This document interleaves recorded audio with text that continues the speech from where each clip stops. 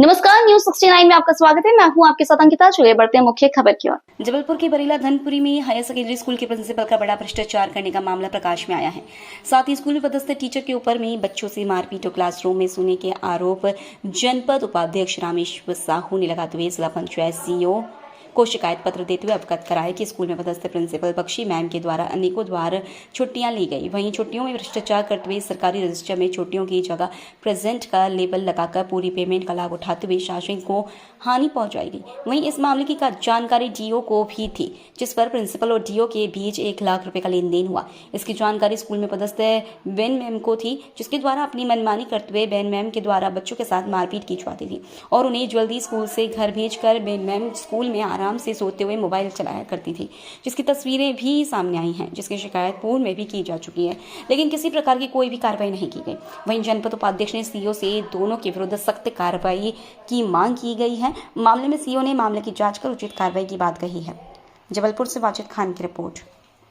मेरे नंबर पे ठीक है, आपको कोई भी टीचर दम नहीं देगी, कुछ नहीं करेगी, ये हमारी गारंटी है। मगर आप बिल्कुल सही बता देना। मैडम आप बताओ, मैडम क्या क्या कहती है आपको?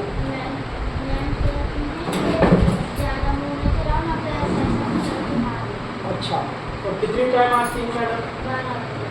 और कितनी टाइम चली जाती है? अच्छा, 12 बजे आती है और 3 बजे चली जाती है। आप बोलिए, बिल्कुल खोल के बताना, मैं हूँ आपके साथ, डरने की जरूरत नहीं है किसी मैडम से। बेन मैडम कितनी टाइम आती है?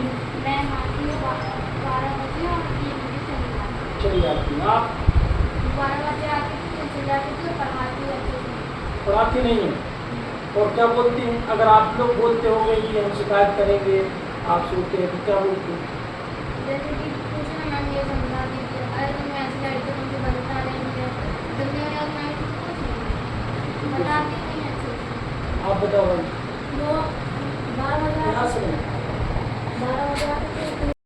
तो कितने बजे आती है मैडम? 12 बजे 12 बजे। आप कौन सी क्लास में पढ़ती हो? इस साल 7 बजे इस साल 7 है। और आप कौन सी क्लास पढ़ते हो? 8 बजे। 8 में। क्या बोलती है मैडम आपसे? मैडम 12 बजे आती है, 3 बजे चल जाती मारती है। मारती। अगर आप शिकायत करते हो तो मारती है, दम देती है, क्या बोलती है? बताना नहीं तुम्हारा। और जब वो मैडम सोती रहती हैं आके, तो आप लोग कौन चलाती है? फोन चलाती रहती है सोती, ऑफिस से बैठी रहती है। और कई दिन तो आती भी नहीं होगी, है ना? क्लास में 2 मिनट के लिए आती है, वापस चली जाती है। आती भी है तो मोबाइल चलाती है मोबाइल चलाती और बोलते हैं मैम पढ़ा सकते हैं क्या, ऐसा मारेंगे तो कुछ रंगी से। आराम पढ़ा हम कहते हैं मैम हमसे जेवन है, मैं ज़्यादा फोन नहीं चलाओ ना, तो ऐसे ऐसे मारेंगे। अच्छा, तो दम देती है। 3 बजे 12 बजे आती हैं और 3 बजे चली जाती हैं। आपको बिल्कुल चिंता की चिंता नहीं करो, मैं आपके साथ हूँ। अगर कभी भी कोई भी मैडम आपको कुछ भी बोले तो आप मेरे नंबर पे फ़ोन करके मुझे बताओ, ठीक है? आप बिल्कुल निश्चिंत रहिए, आपको कोई कुछ नहीं बोलेगा। आपके साथ कोई भी टीचर ऐसी अगर 12 बजे आता है, जल्दी चला जाता है, आप हमें सूचना दें। और नहीं पढ़ाते या मोबाइल चलाते रहते हैं या सोते हैं या स्कूल नहीं आते, इस कंडीशन में भी आपको हमको जानकारी आगे भी दी जाए। अभी प्रिंसिपल साहब भी से भी बात करेंगे, सब अधिकारियों से बात करेंगे। और अभी मैडम ने जो आपके साथ किया है, आप निश्चिंत रहो, मैडम के ऊपर कार्रवाई होगी। मैडम यहाँ इस स्कूल में नहीं पढ़ेंगे, ठीक है? आपको डरने की जरूरत नहीं है। आपकी नई मैडम आएगी, उसको आप ऐसे ही कोई भी कुछ भी, अभी 2 दिन और स्कूल लगना है, तो 2 दिन में वो कुछ भी बोलती है आपको तो आप मुझे डायरेक्ट फोन करके बताना, ठीक है? इसीलिए हमने उनको बता दिया कि आपने क्या बताया क्या नहीं बताया। अगर वो आपको धमकी देती है कुछ बोलती है तो आप कह देना हाँ हमने नहीं बताया कुछ भी, ठीक है? आपको अगर बोलती है तो, है तो 12 बजे आती है और 3 बजे चली जाती है और दम देती है। क्या बोलती है भैया, आप बताना।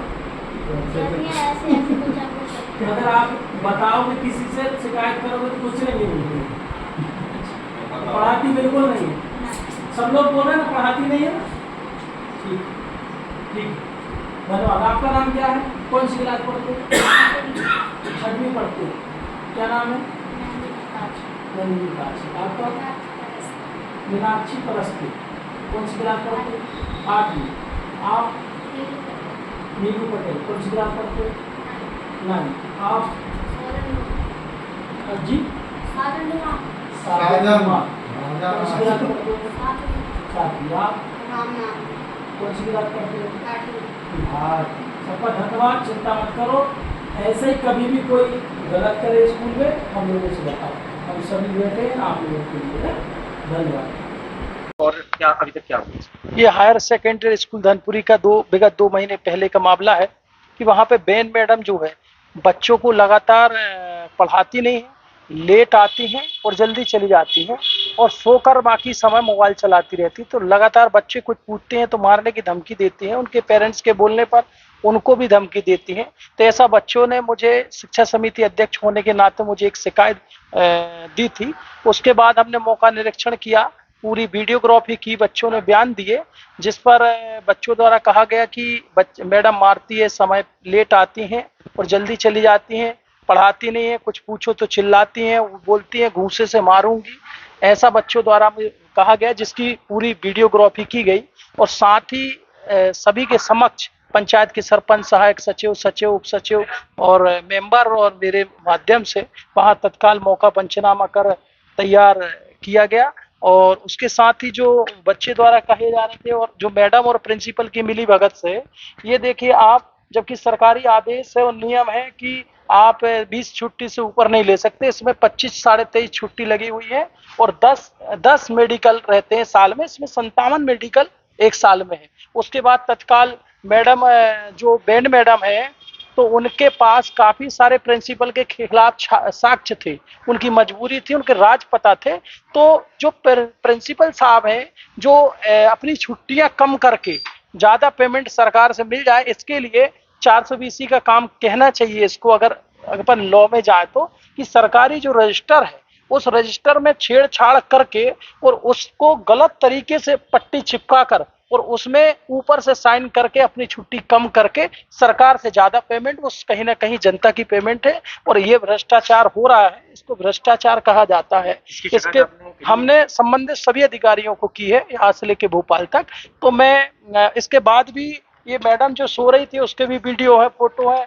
इसके बाद जो बच्चों ने शिकायत की है ये भी फोटो है और ये जो चिपका कर प्रिंसिपल द्वारा ये किया गया ये भी है। इसके बाद मैडम द्वारा बच्चों को तत्काल जाके जब बच्चे स्कूल जाना शुरू करते हैं तो मैडम द्वारा कहा जाता है कि तुमने मेरी शिकायत करके 1 लाख रुपए लगाए, मैं तुमको छोड़ूंगी नहीं। उस दिनांक से आज भी बच्चे स्कूल नहीं जा रहे हैं। कभी कभार हम लोगों ने बोलकर भेजा मगर इसके बाद भी अभी भयभीत है और स्कूल नहीं जा रहे हैं बच्चों का। आज हम जिला पंचायत, जिला सीओ को हमने आवेदन दिया है और कार्रवाई की मांग की है। इसमें डीओ साहब की जो लेन देन हुआ है डीओ और मैडम के बीच में, मैडम के पास उसका वीडियो भी है।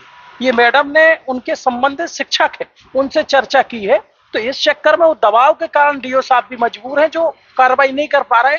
ऐसे ही प्रिंसिपल इसलिए मजबूर है कि प्रिंसिपल के राज उनको पता है कि रजिस्टर में कहां कहां प्रिंसिपल साहब ने छेड़छाड़ की है। इस चक्कर में अगर वो उनके खिलाफ कार्रवाई करते हैं तो इससे हमको क्या लेना देना भाई। अगर बच्चों की भविष्य की बात है, मेरा निवेदन है प्रशासन से, आप सबसे, कि डीओ साहब पर कार्रवाई हो, तत्काल उनको हटाया जाए, क्योंकि लगातार वो 15 सालों से यहाँ पे जबलपुर में बने हैं और उन्होंने अच्छी खासी टीम बनाई है अपनी कि कहां से कैसे किसका ट्रांसफर करना है, किसको कैसे अपने घेर में लाना।